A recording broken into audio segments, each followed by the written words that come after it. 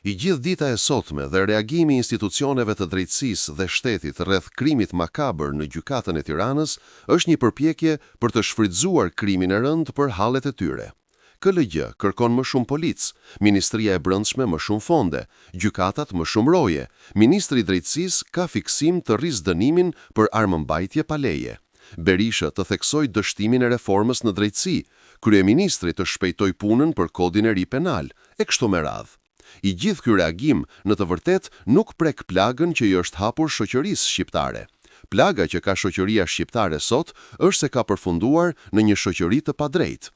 Dhe për këtë nuk është fajtore thjesht drejtësia, por rendi shoqëror që qeverisë shqiptarët, i cili nuk ka prodhuar drejtësi. Dhe ky është një problem shumë herë më i madh se armëmbajtja pa leje, gjumi atij punonjosi që rrit tek skaneri, primitivizmi fisnor që do të vrasë gjyqtarët, e gjithë ato që dëgjojmë këto 24 orë.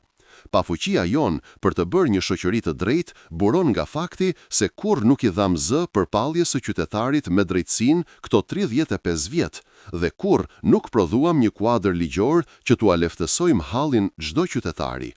Kur reforma në drejtësi hyri në krizë nga protagonizmi politik i disa prokurorëve të SPAK dhe varësia e gjykatave ndaj tyre, te i kalimi i çdo procedure ligjore dhe sjellja si një republik prokurorësh që u shfaq në ndalimin dhe paragjykimin e disa politikanëve të lartë, ishte një taktik dhjallëzore për të testuar padrejtësinë tek njerëz nga ku mund të merrnin mbështetjen e turmave.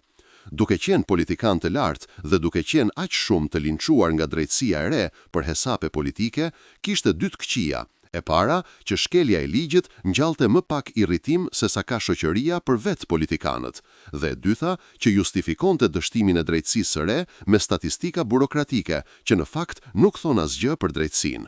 Në drejtësi mund të kesh 9 të 10 vendime të drejta dhe mjafton një e gabuar që të hedhë në erë gjithçka. Por në fakt, ato sjellje demonstrative të arrogancës së drejtësisë ndaj ligjit janë pika që derdhin gotën dhe që duhet të na detyrojnë të gjithë të kthejmë kokën se çfarë u bën drejtësia qytetarëve të thjeshtë. Për 35 vjet, askush nuk i ka dëgjuar ata. Mira njerëz kanë ndëruar këto 35 vjete të marrin pronën dhe nuk kanë asnjë shans, pasi çdo qeveri e bën këtë ëndër edhe më të largët e të dhimbshme. Gjyqet e konflikteve të pronës zgjasin nga 3 deri në 9 vjet, dhe ata që i nisin nuk jetojnë dot deri në fund të gjyqit, duke e bërë atë një drejtësi të mohuar. Sistemi i ri i drejtësisë është bërë dhe më burokratik, dhe më i mbingarkuar nga hallkat ndërvepruese dhe më i pakontrolluar nga vetë sistemi, duke lënë gjithçka në dorë të institutit të lartë të drejtësisë, që në fakt nuk ekziston fare. Nëse e keni vënë re, Instituti i lartë i drejtësisë flet si avokati gjyqtarëve dhe prokurorëve, dhe jo si kontrolluese është njësoj si kur të dëgjoni kryetarin e kontrollit të shtetit të thotë mos të bëj njëri presion ministrave kur vjedhin se të cenohet qeverisja. Reforma e re në drejtësi e burokratizoi më shumë drejtësinë, e bëri atë më statistikore dhe më të pashpres për qytetarin e thjeshtë. Spektakli që bëhet me arrestimin e disa politikanëve është një ushqim për turmat e egërsuara që mungesën e drejtësisë në Shqipëri e lidhin me politikën. Është më së shumti një truk i njerëzve të drejtësisë për të shpëtuar përgjegjësinë ndaj asaj që kanë bërë dhe bëjnë vetë.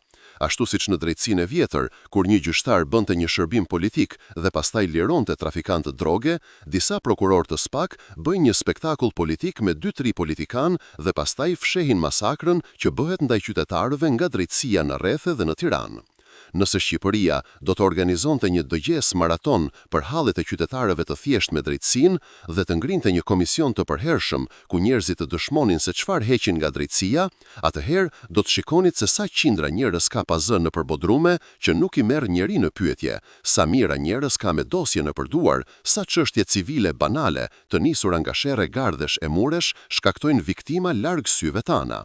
Heronjtë e drejtësisë së re janë thjesht ca autor të kësaj kasapahane, por që tani kanë ndëruar lëkurë dhe duken sikur kanë rënë nga qielli për të sjellë drejtësi, duke bërë një spektakël politik me leje, për të treguar sikur po luftojnë korrupsionin për llogari politike. Kur zëri i qytetarëve që askush nuk i dëgjon të dëgjohet, atëherë nuk duhet të vihet në punë thjesht drejtësia, por së pari politika, për të bërë korrigjimet e duhura ligjore në favor të qytetarëve, në thjeshtimin e procedurave ligjore, në shkurtimin e afateve për gjykimin e çështjeve, në ndoshta krijimin e gjykatave lokale civile për zgjidhjen dhe parandalimin e konflikteve banale, që janë bazë e konflikteve në fshatra, dhe pastaj në reformimin real të kodit penal e kodit të procedurës penale.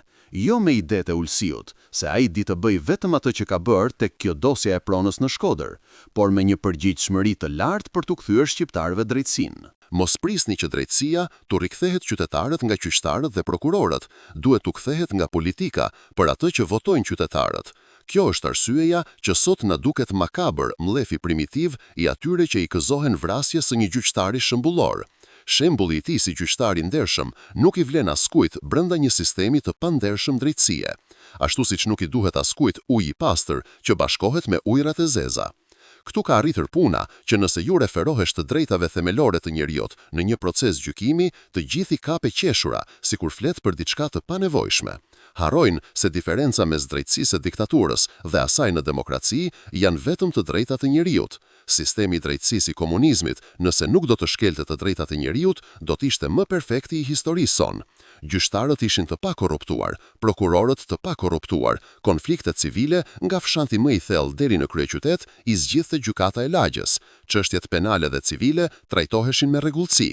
Por mjerisht, mjera njerëz shkonin në burg për arsye politike dhe nuk respektohej asnjë liri e tyre. Po të hiqej kjo e fundit, qytetarët e tjerë merrnin më shumë drejtësi nga gjykatat e komunizmit se sa nga këto sot. Ndaj injojtimit të drejtave dhe lirive njerëzore nga drejtësia e re, i bashkuar me korrupsionin dhe drejtësinë burokratike, e kanë bastarduar sistemin dhe e kanë kthyer atë në një institucion të urryer për qytetarët shqiptar. Qytetarët shqiptar ndihen të pafuqishëm përballë drejtësisë shqiptare dhe këtë gjë ua ka bërë të pamundur politika.